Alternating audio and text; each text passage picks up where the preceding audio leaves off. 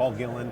And our next guest is Kerry McGuire, Vice President of Strategy of Internet of Things at ARM. Welcome to theCUBE. Oh, thank you. Thanks for having me. We'd love to have you here. We've got some props here. ARM obviously is a hot topic in any conversation. Obviously, low power, high performance. This is the future of computing, making things smaller, faster, cheaper, faster. All that stuff is great. And certainly, we heard from Power earlier today around some of their initiatives.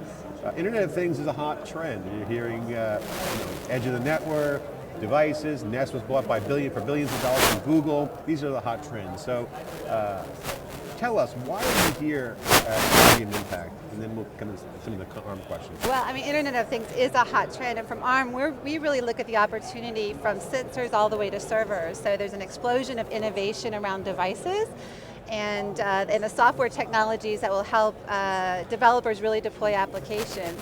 And really one of the things that we're really here to share is we were at the heart of the mobile evolution, and what really happened in mobile was devices became capable, they were equipped with web technologies, and the development the way we engage developers really changed, and that spurred a massive level of growth and innovation.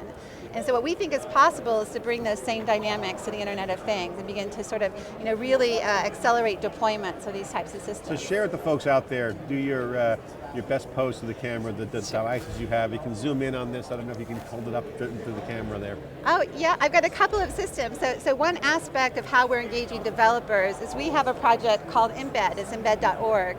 And this is an environment where we work with our silicon partners to provide very low cost development platforms that enable the creator of new connected things to develop a device very quickly. And so here's two examples. This is an original board from NXP that has been probably the flagship device in Embed. And here's a new system from Nordic with a Bluetooth, low energy Bluetooth connectivity in it.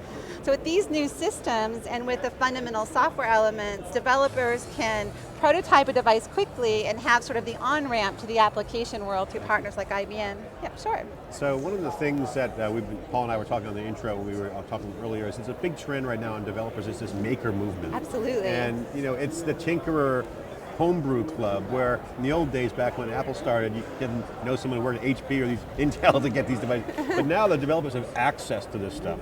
What are you seeing from a creativity perspective? What is being unleashed by this? I think it's tremendous. The Embed boards we have here are based off of Cortex-M processors, which are tiny little 32-bit processors. You can stick one on the dimple of a golf ball. Freescale is a device that small.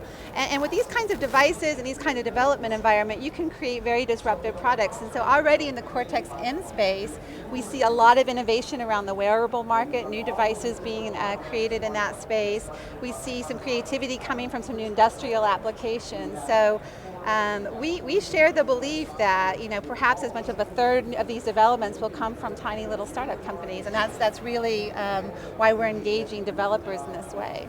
Kerry, power consumption seems to be a gating factor for a lot of applications. We hear things like Google Glass. One of the complaints I've heard about Google Glass from early adopters is that you only get about an hour of power out of it. Do you see, as someone who's on the front lines of this, is there sort of a Moore's law of power consumption that we're going to see where power efficiency is going to improve at some predictable scale? There's some exciting transitions in power. But first of all, we have a breadth of products that we're feeding into Internet of Things devices. So many of the first generation products are based off of mobile processors, which are positioned to drive very high-end graphics and engagement. But most Internet of Things devices don't have that kind of interactive requirement. And so processors like the Cortex-M have a fraction of the power consumption. And the thing that most excited me this year at the Consumer Electronics Show was many of those systems being demonstrated with energy harvesting techniques.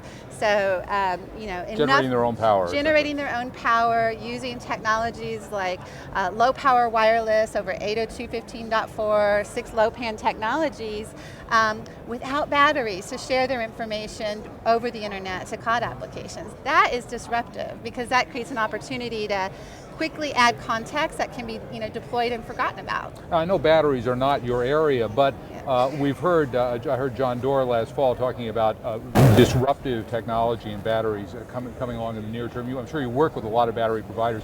Do you see a big breakthrough technology there that is going to change the game? battery's been a hard go for a long time to see transformative. We certainly see transformative form factors. We see techniques like energy harvesting, taking the pressure off of battery situations.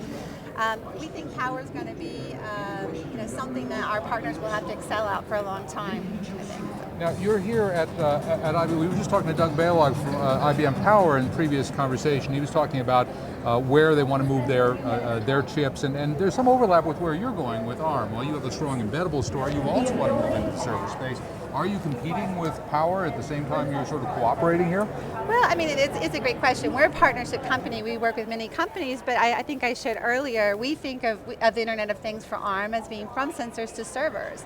And one of the unique things about the ARM partners is their ability to take our processor technology and put intelligence around the system.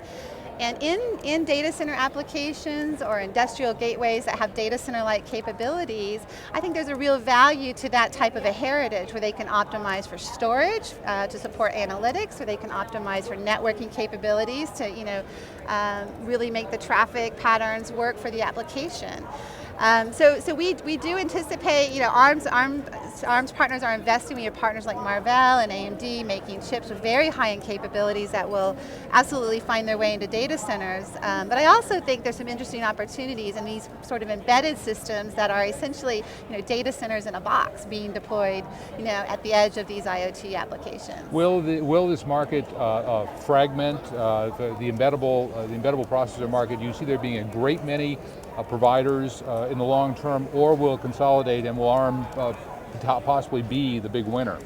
Well, I mean, certainly one of the big distinctions we have from the mobile industry to the Internet of Things is diversity. And diversity not only in the devices, but the applications and the requirements that they really need to bring to the consumers.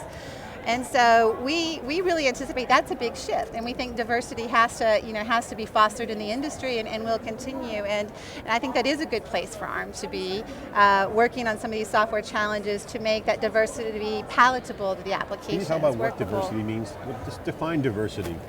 Yeah, sure. So we see a lot of diversity in processor capabilities. So I mentioned before we have most of the mobile technology and server technology may be based on a Cortex-A family of processor, very high-end capabilities.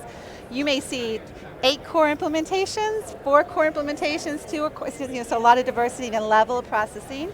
Our Cortex-M family is tiny. You can see that in a 50-cent connected sensor device. So quite a range of capabilities hitting all of the different propositions. I also think connectivity is an area where we're going to see a lot of diversity. We believe, although today a lot of the MDM applications have evolved from a cellular connected heritage, we're seeing a lot of explosion around technologies like Bluetooth, 802.15.4, so very low power wireless, being the on-ramp for these new types of devices. So I think we'll see a lot of diversity around this. You said sensors to servers. I love that phrase. I wrote that down. It's so good. Let's talk about the servers. So the data center obviously is really in need of ARM technology. How does that connect to the edge with the Internet of Things? Well, I think one of the great things about the ARM partners is we've come from a connected context from the start, and that really, when you think about how a mobile system is deployed, hardware and software, being connected, you have to have special care around power consumption because you're really utilizing a processor and trying to optimize within a particular power envelope. Data centers, although they're powered, they're still very power efficient. So I think the heritage we have around uniquely targeted systems for specific applications and this long-standing relationship with connectivity and power is an advantage for our partners. I know operating systems are not your focus, but I'll tell you, I saw a demo recently of how easy it was to hack into an Android phone. Within a minute, the guy was in the phone, he was pulling out all the data, and he had taken control of the camera and the microphone. And the CIOs in the audience were shocked. And the point was that as we move toward Internet of Things, more embeddable devices, right, we're going to have a profusion of operating systems, each bringing with it their own security vulnerabilities.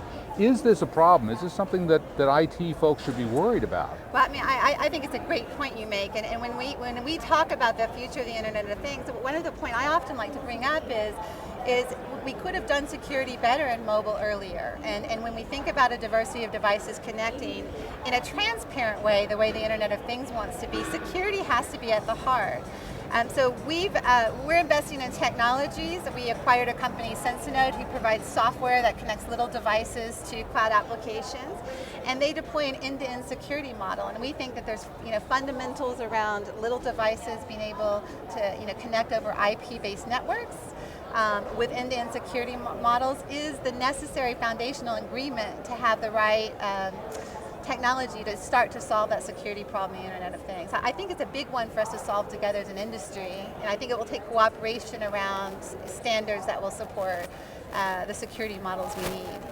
What are some of the big things you're seeing right now in terms of the adoption? Obviously, you hear about Internet of Things, water meters, normal lives, being instruments physically, not just from the software, but the top early markets for you guys in this area. Oh no, and we're really seeing a lot of growth in 2 areas. We have certainly around some of our more traditional mobile partners.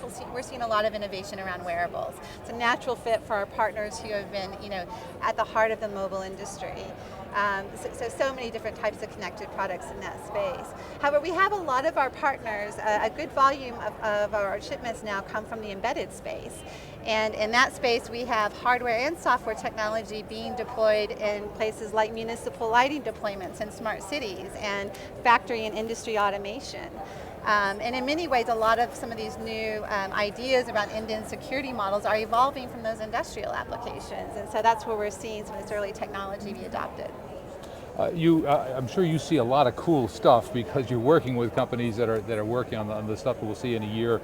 Are there any applications of embedded devices that have surprised you, stuff you just didn't expect to see? Yes, absolutely. I think the one that was most surprising to me, and it really sort of points out the value of adding a service to your product, was a partner of ours who